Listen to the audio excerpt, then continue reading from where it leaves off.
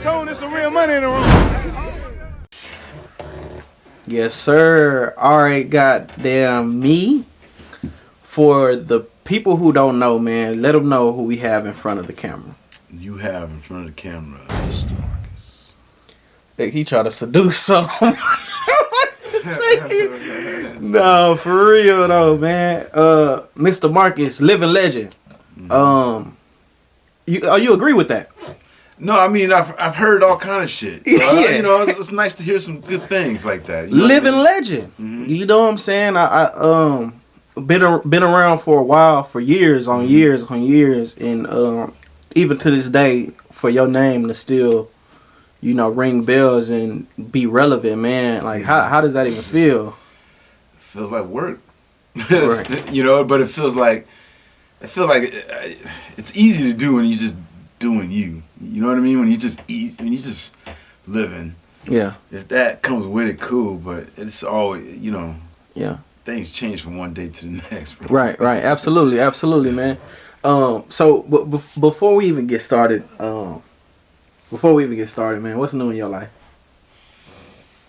What's new? Yeah. You know, we change like the seasons. That's what I believe. Yeah. You know what I mean? So I think we're going into winter. So the attitude is different. I don't know, some things came into the life, you know what I mean? You got to pay attention to the signs and shit. So it feels new. It feels like going into 2023. Right. There's some shit that can happen. Well, I want to ask you, because I see you got a Death Row shirt, Death Row piece. You have any affiliations with Death Row? I mean, just in terms of support and, you know, history. Probably history. The history is long. You know with what I mean? Death Row? I mean, just in terms of the people that ran Death Row, you know, like, not in terms of like me being there just like as a rapper.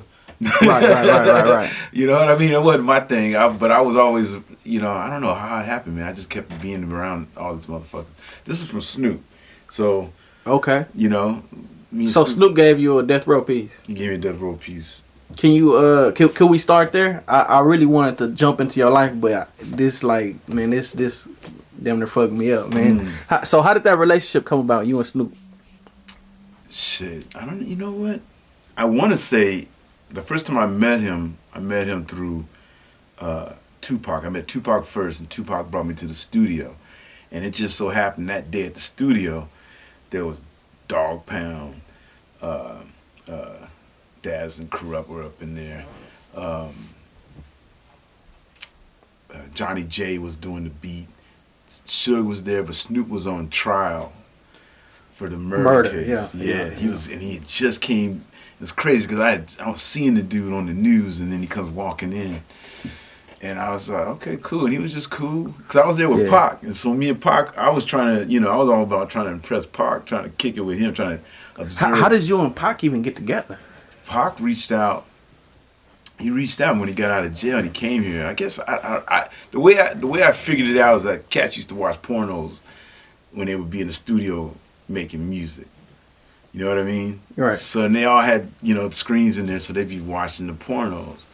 And I think maybe just some of my shit was some of the shit they saw. You know what I mean? So he was, I guess he told somebody somebody just in passing said, oh, Pac wants to meet you. And I was like, all right, cool.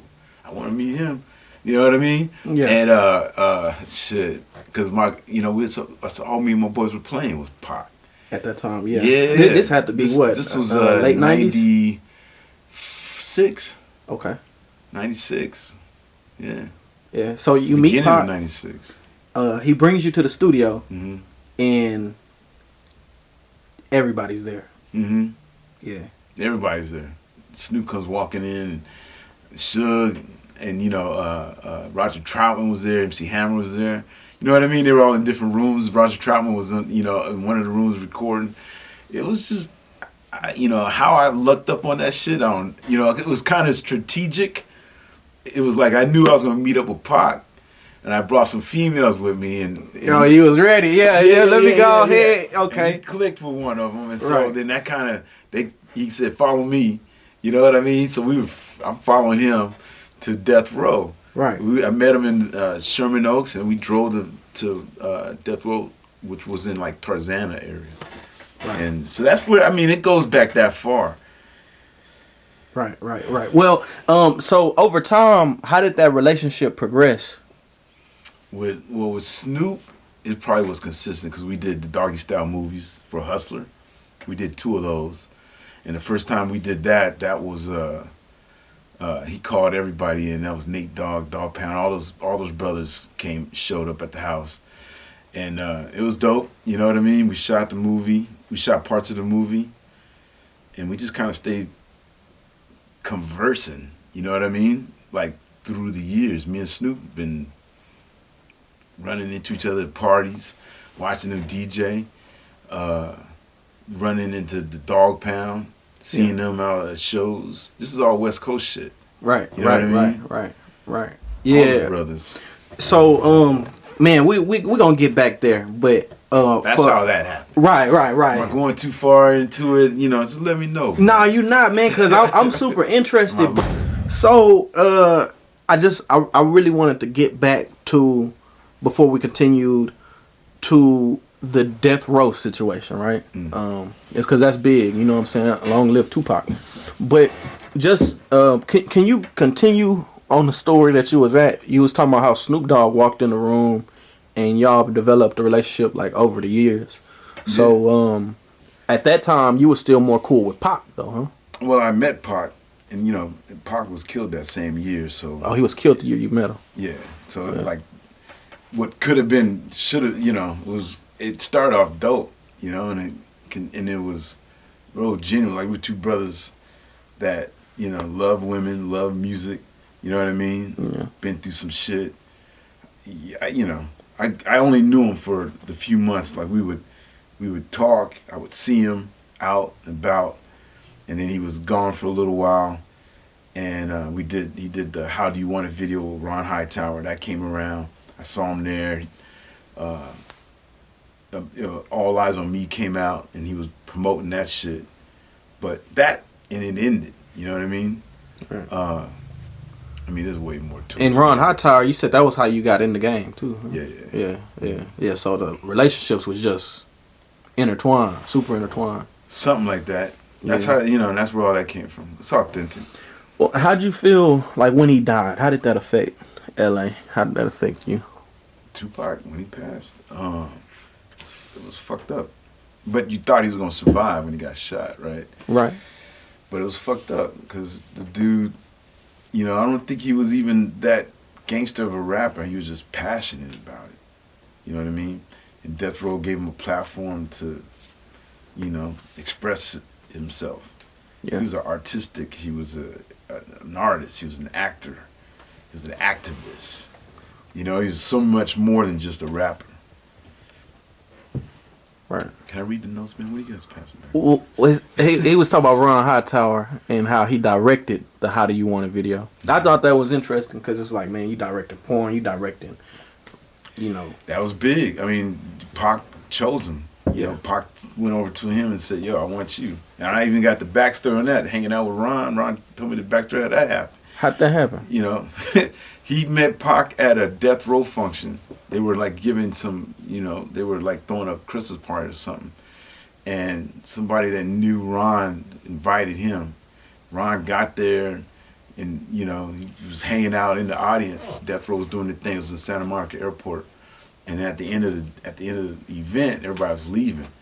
And, you know, Ron's a real quiet, humble dude. So he really was just kind of like on his way out, and Pac seen him. And Pac was like, shit, I need to be fucking with you. I need to kick it with some of the girls that you be fucking with. Because I told you, he was shooting all that shit. He was shooting all this dope shit. All the new sisters. It was just dope shit. And Pac recognized. And so they connected. And then Pac went to his apartment and hung out with him. And they, you know, started, you know, they bonded over that shit. They bonded over porn. Yeah. Good thing to bond over. Yeah, you know what I'm saying? I've been bonding with motherfuckers ever since. Yeah, nah, for real.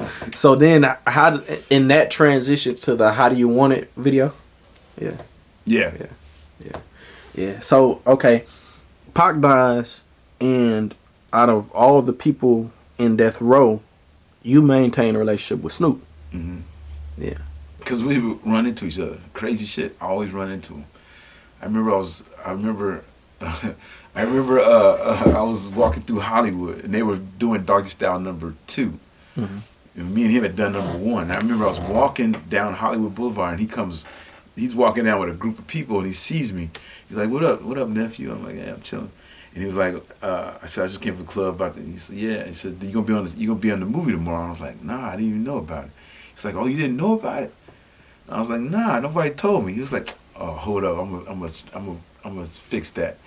I'll see you tomorrow. And then I got a phone call like that night. Hey, Marcus, are you available to come to? And I was all like, yeah, no problem, cool. And but and then on set, man, we just kind of continue where we left off. We just been maintaining contact on each other. Okay, so Doggy Style was an album. Now, the album came with a porno? No. But it inspired the porno. You know what I mean? It inspired the movie. It inspired it in a way where